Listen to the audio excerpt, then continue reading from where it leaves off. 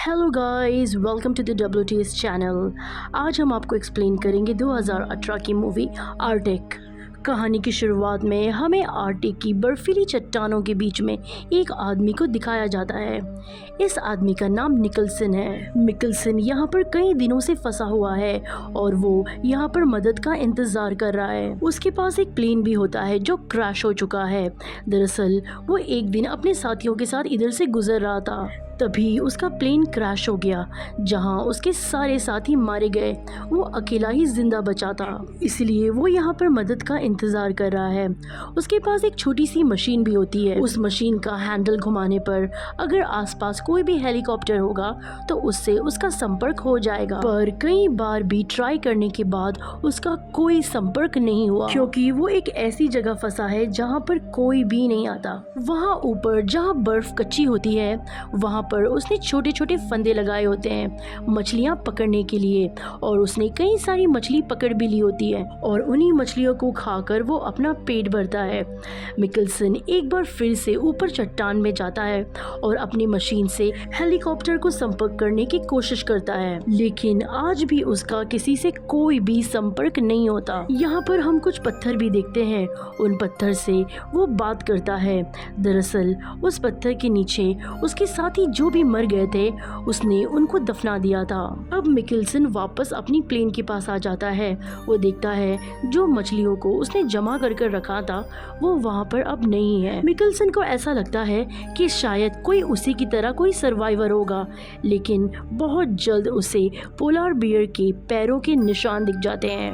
वो समझ जाता है कि यहाँ आसपास पोलार बियर है जो उस पर भी हमला कर सकता है, इसीलिए वो भागकर प्लेन के अंदर चला जाता है। अब निकल्सन के दिल में एक और डर है। वो डर है पोलार बियर का, जो कि बहुत ही खतरनाक होते हैं। किसी तरह एक रात वो प्लेन के अंदर पोलार बियर के डर से गुजारता है। दूसरे दिन भी वो अपनी मशीन को लेकर चट्टान के ऊपर जाता है। तभी बहुत ही बर्फीली हवा आ रही होती है, लेकिन फिर भी वो चट्टान के ऊपर अपनी मशीन को घुमा रहा होता है। लेकिन इस बार जब वो मशीन को घुमा रहा होता है तब मशीन में ग्रीन लाइट ऑन हो जाती है। इसका मतलब है कि आसपास कोई हेलीकॉप्टर है, पर चारों तरफ बर्फ की वजह से उसे कुछ भी नहीं दिख रहा होता। तब वो देखता है कि उसके सामने एक हेलीकॉप्टर है। उसने एक फ्लेयर बनाया होता है। उस फ्लेयर को वो जलाता है और अब उस हेलीकॉप्टर ने उसे देख लिया होता है। हेलीकॉप्टर उसकी तरफ आना शुरू कर देता है, लेकिन यहाँ पर हेलीकॉप्टर तूफान की चपेट में आ जाता है, जिस वजह से वो हेलीकॉप्टर क्रैश हो जाता है।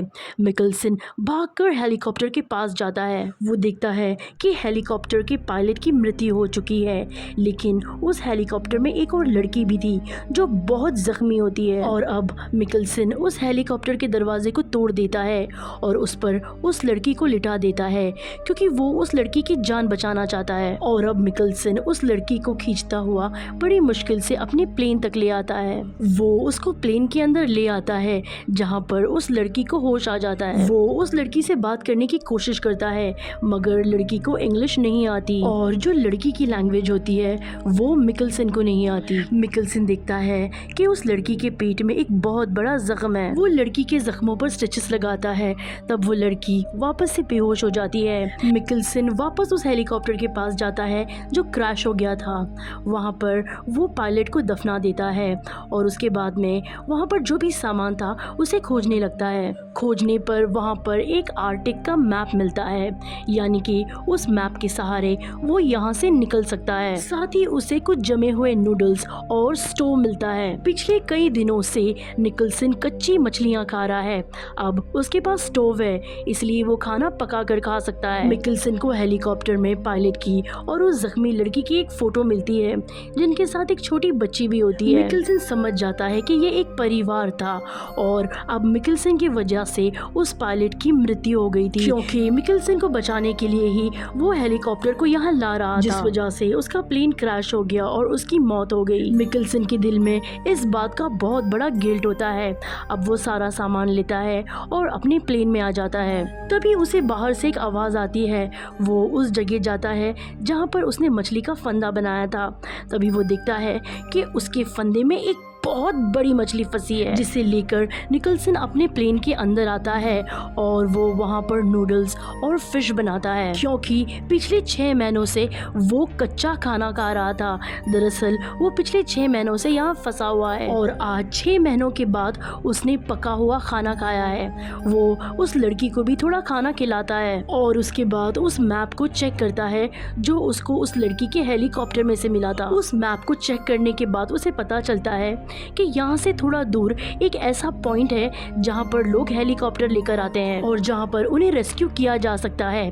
तो अब वो तय करता है कि लड़की को लेकर वो यहाँ से निकल जाएगा। टेम्परेचर -40 से 50 डिग्री पहुंच जाएगा और इतनी ठंड में कोई भी इंसान नहीं बच सकता। इसीलिए वो तय करता है कि उस लड़की को लेकर वो उस पॉइंट तक जाएगा। हालांकि ये काम बहुत मुश्किल है, लेकिन मिकल्सन तय कर लेता है कि वो उस लड़की की जान ज़रूर बचाएगा। इसीलिए वो बहुत सारी मछलियाँ पकड़ता है और बहुत सारा पानी भी अपने साथ रख लेता है और प्लेन में एक नोट छोड़ देता है कि हम 2 यहाँ पर जिंदा थे और अब हम नॉर्थ की तरफ जा रहे हैं। और अब उस लड़की को वो अपने स्लीपिंग बैग में पैक करके एक टपनुमा चीज पर लिटा देता है और उसे खींचता हुआ लगातार आगे बढ़ना शुरू कर देता है। पर निकल्सन भी यहाँ पर बहुत कमजोर हो चुका है, इसीलिए उसकी चाल बहुत धीमी होती है। वो बार बार उस लड़की से बात कर रहा होता है। उसके पास एक मकसद है, वो किसी भी तरीके से उस लड़की की जान बचाना चाहता है, क्योंकि उसे लगता है कि उसी के वजह से कहीं ना कहीं उसके हस्बैंड की मौत हुई थी। मिकल्सन लगातार उस लड़की को खींचते हुए आगे बढ़ता रहता है और कई घंटों तक चलने के बाद फिर वो अपना मैप चेक करता है। तब उसे पता चलता है कि अभी भी दूरी 45 किलोमीटर है, जिसे पार करने में उसे 7 दिन लग जाएंगे, क्योंकि बर्फ में स्पीड बहुत कम होती है। साथ ही मिकल्सन के अंदर भी ताकत बहुत कम बची हुई है और सबसे बड़ा खतरा है पोलार बियर का, जो कि इस इलाके में कहीं आसपास ही है। पूरा दिन चलने के बाद अब रात हो जाती है। अब उसे कोई सुरक्षित जगह पर सोना होगा जहाँ पर ठंड कम हो, क्योंकि रात होने पर इस जगह पर टेम्परेचर बहुत ज्यादा कम हो जाता है। इसीलिए बर्फ के अंदर खड्डा करके वो एक इग्लू बनाता है ताकि ठंड से बच सके। वो लड़की को उस इग्लू में ले जाता है जहाँ पर वो खाना भी बनाता है। मिकल्सन उस लड़की के साथ पूरी रात उस इग्लू में गुजारता है। अगली सुबह फिर से एक बार वो अपना सफर तय करता है। मिकल्सन पहले से ज्यादा थक चुका है, लेकिन किसी भी कीमत पर वो उस लड़की को बचाना चाहता है। इसीलिए लगातार वो धीरे धीरे आगे बढ़ता ही चला जाता है। तभी उसके सामने एक बहुत बड़ी चट्टान आती है। इस चट्टान में वो अकेले तो चढ़ सकता है, लेकिन उस लड़की को खींचकर वो नहीं चढ़ सकता। वो अपनी जेब से मैप निकालता है। तभी उसे ये पता चलता है कि इस चट्टानों को पार करने का एक दूसरा रास्ता भी है, लेकिन अगर वो दूसरे रास्ते से गया तो उसे 4-5 दिन या उससे ज्यादा लगेंगे और उसके पास इतनी खाने की सप्लाई नहीं है कि वो कुछ और दिन तक सरवाइव कर सके। इसीलिए उसे चट्टान के ऊपर अब लड़की को खींचते लेकर जाना ही होगा। अब सबसे पहले वो खुद चट्टान के ऊपर चढ़ जाता है और फिर रस्सी से लड़की को खींचना शुरू कर देता है। वो धीरे धीरे उस लड़की को ऊपर खींच रहा होता है, लेकिन तभी अचानक उसके हाथ से रस्सी टूट जाती है और लड़की घिसड़ते हुए वापस उसी जगह पर पहुंच जाती है। मिकल्सन समझ जाता है कि यहाँ से लड़की को ऊपर खींचना नामुमकिन है, इसीलिए वो अपना सामान नीचे वापस ले आता है। वो समझ जाता है कि अगर उसे लड़की को बचाना होगा तो उसे दूसरे यानी लंबे रास्ते से जाना होगा और अब वो वही दूसरे लंबे रास्ते से धीरे धीरे आगे बढ़ना शुरू कर देता है। यहाँ लड़की बहुत ज्यादा जख्मी है, इसीलिए उसकी तबीयत पहले से बहुत ज्यादा खराब हो चुकी है। मिकल्सन लड़की को खींचता हुआ पूरा दिन चलता रहता है और अब रात हो जाती है और रात होने पर उसे कहीं ना कहीं शेल्टर लेना होगा, क्योंकि रात को ठंड बहुत ज्यादा बढ़ जाती है और साथ ही पोलर बियर का भी खतरा है। तभी चट्टानों के बीच उसे एक सुरंग दिखती है। वो समझ जाता है कि ये पोलर बियर की सुरंग है, लेकिन अब उसके पास कोई रास्ता नहीं है। मिकल्सन की किस्मत अच्छी होती है कि उसके अंदर कोई पोलर बियर नहीं होता। वो लड़की को लेके अंदर चला जाता है जहाँ पर वो खाना भी बनाता है, लेकिन अब उसका गैस भी खत्म होने वाला होता है, यानी कि इसके बाद वो पकाकर खाना नहीं खा पाएगा। दिन बीतने के बाद मिकल्सन की मुश्किलें बढ़ती ही जा रही हैं। अब मिकल्सन गुफा के अंदर ही होता है, तब उसे किसी के गुर्राने की आवाज आती है।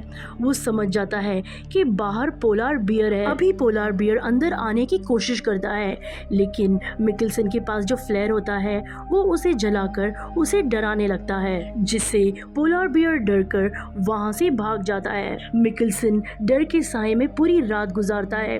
अगली सुबह जब वो उस गुफा से बाहर आता है तब वहां पर पोलार बियर नहीं होता, इसीलिए जल्दी से वो लड़की को लेकर इस जगह से निकल जाता है। कई घंटे चलने के बाद उसके सामने एक बर्फीला तूफान आ जाता है। बर्फीले तूफान से बचने के लिए वो लड़की जिसमें लेटी होती है उसको वो अपने सामने कर लेता है और लड़की को पकड़कर वहीं पर लेट जाता है। कुछ देर बाद जब बर्फीला तूफान पूरी तरीके से शांत होता है तब वो देखता है कि वो बर्फ के अंदर दबा हुआ है। मिकेल्सन उस लड़की को भी चेक करता है। वो देखता है कि उसके मुंह के अंदर से खून आ रहा है। फिर उसके बाद वो उसके घाव को चेक करता है जिसमें अब इन्फेक्शन हो चुका होता है। वो समझ जाता है कि अब लड़की का बचना नामुमकिन है, क्योंकि उस लड़की के शरीर में किसी तरह की कोई भी हलचल नहीं होती। इसीलिए वो तय करता है कि अब वो उस लड़की को छोड़कर आगे का सफर अकेले ही तय करेगा। वो उस लड़की के परिवार की फोटो उसके पास रखकर अकेले ही वहां से निकल जाता है। हालांकि ऐसा करते हुए उसे बहुत तकलीफ हो रही होती है, लेकिन उसके पास अब कोई रास्ता नहीं है। और अब जब वो थोड़ा दूर ही जाता है तब वो एक खाई में गिर जाता है, जिससे उसके पैर की हड्डी टूट जाती है। यहाँ पर मिकेल्सन को एहसास होता है कि उसने उस लड़की को वहाँ छोड़कर बहुत ही गलत किया। उसे ये भी एहसास होता है कि शायद उसी लड़की की वजह से अब तक वो जिंदा है। शायद ईश्वर भी चाहते हैं कि वो उस लड़की की जान बचाए, इसीलिए फिर से एक बार वो ऊपर आता है और उस लड़की के पास जाता है। वो देखता है कि उस लड़की को अब होश आ गया है। वो मिकेल्सन से पानी मांगती है।